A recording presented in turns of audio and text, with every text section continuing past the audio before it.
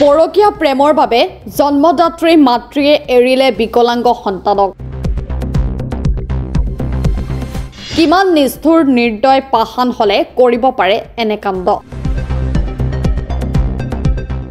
পাষাণ মাতৃয়ে বিকলাংগ সন্তানসহ 2 সন্তানক এৰি থৈ আবদ্ধ হয় দ্বিতীয় বিবাহ পাশত। এগৰাকী জন্মদাত্ৰী মাতৃয়ে বিকলাংগ সন্তানৰ লগত কৰিব পাৰে এনে কাণ্ড। পৰকীয়া প্ৰেমৰ বাবে পাষাণ মাতৃয়ে বিকলাংগ সন্তানসহ 2 সন্তানক এৰি থৈ আবদ্ধ হয় দ্বিতীয় বিবাহ পাশত। জুৰিয়াৰ ঢিংবৰী চাপৰি গাঁৱৰ ৰছিদুল হকৰ পত্নী মঞ্জু আৰা বেগমে আজিৰে পৰা এবছৰ পূৰ্বে বিকলাংগ সন্তানসহ আন এটি সন্তানক এৰি থৈ পলাই গ'ল পাৰ্শ্বৱৰ্তী গাঁৱৰ মুবাৰক আলীৰ সৈতে। কেৱল পেলাই থৈ যোৱা নহয়, বিকলাংগ সন্তানটিৰ চিকিৎসাৰ বাবে ৰাইজে আগবঢ়োৱা বৰঙণি আৰু চৰকাৰে দিয়া বিকলাংগ আঁচনিৰ 5 লাখ টকা লৈ পৰপুৰুষৰ সৈতে পলাই যোৱাৰ অভিযোগ স্বামী ৰছিদুল হকৰ। ইয়াৰ উপৰিও সন্তানৰ সকলো নথিপত্ৰৰ লগতে বিকলাংগ ঔষধ আদি লৈ পলায়ন কৰাৰ অভিযোগ মঞ্জু আৰাৰ বিৰুদ্ধে।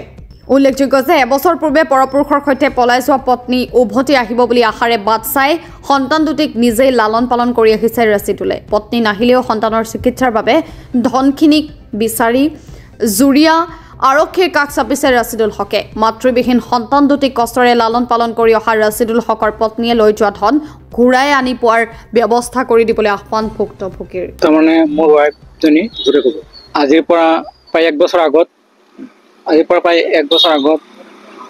দুটা ল'ৰা ছোৱালী এটা বিকলাংগ ল'ৰা হয়, 5 বছৰীয়া ল'ৰা।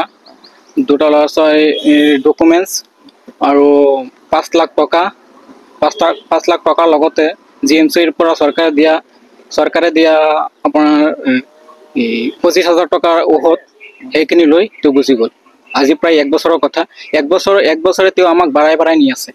তো তাই সঘনাই মোৰ লগত যোগাযোগ কৰি আছিলে।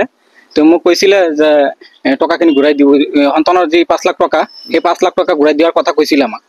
কিন্তু সেই টকাখিনি 1 মাহ 2 মাহ কৰি আজি প্ৰায় 1 বছৰ কৰি দিলে। এতিয়া মই ধৈৰ্যৰ সীমা পাৰ হৈ মই এতিয়া এজাহাৰ কৰিছোঁ জুৰিয়াৰ থানাত। হয়। আপোনাৰ ঘৰ? আমাৰ ঘৰ জুৰিয়া। আপোনাৰ ঢিংবৰী চাপৰি গাঁও। মানে বেলেগৰ লগত পলাই গৈছিলে? বেলেগৰ লগত পলাই গৈছিলে। আপোনাৰ পত্নীৰ নাম কি? মঞ্জু আৰা বেগম। কাৰ লগত পলাই গৈছে তেখেতৰ নাম? মোবাৰক আলী। ক'ত থাকে মোবাৰক? মোবাৰক আলী কাহৰি থাকে। কাহৰি গাঁও। আৰু আপোনাৰ ঘৰ? আমাৰ ঘৰ ঢিংবৰী চাপৰি।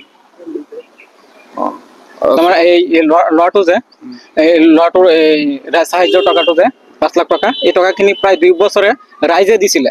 ৰাইজে 2 বছৰে প্ৰায় ৰাইজ সাহায্য দিছিলে। সেই সাহায্যৰ 5 লাখ টকা লৈ গুচি গ'ল। আৰু লগতে ডকুমেণ্টছবিলাক মই তেওঁক খুজিছিলোঁ, বাৰে তেওঁক আপত্তি জনাইছিলোঁ যে যিহেতু তোৰ গিৰিয়েক আছে, এতিয়া সন্তানৰ ডকুমেণ্টছবিলাক দি দে। এই ডকুমেণ্টছৰ কাৰণে মই এতিয়া বিভিন্ন ধৰণৰ আঁচনিত নাম দিব পৰা নাই, বঞ্চিত হৈ আছোঁ। তাৰোপৰি 25,000 টকাৰ যি মেডিচিনৰ কাৰণে এতিয়া ল'ৰাটো বাৰে অসুস্থ হৈ আছে। এতিয়া আমি সাধাৰণ চিকিৎসা কৰি কোনোমতে আমি হেৰি কৰি আছোঁ কেঁচুৱাটো। বিকলাংগ হয়, 5 বছৰ বয়স হয়। কেইটা সন্তান? 2টা সন্তান, এটা কন্যা সন্তান আৰু এটা পুত্ৰ সন্তান। এতিয়া মই নিজে এইবিলাক কৰিব লাগে। A to Z মই কৰি আছোঁ। খোৱাৰ পৰা আদি কৰি আপোনাৰ শৌচ কৰালৈকে মই গোটেইখিনি কৰি আছোঁ। 2টা ল'ৰা ছোৱালী। আজিৰ পৰা প্ৰায় 1 বছৰ আগত গৈছে। এই টকাখিনি 2 বছৰত ৰাইজে সাহায্য হিচাপে দিছিল। বিকলাংগ বুলি সাহায্য হিচাপে দিছিলে। ইয়াৰ ভিতৰত 5 লাখ টকাৰ ভিতৰত আপোনাৰ হেৰি আছে, আঁচনিৰ টকাও আছে, চৰকাৰী আঁচনিৰ ধনো আছে ইয়াত।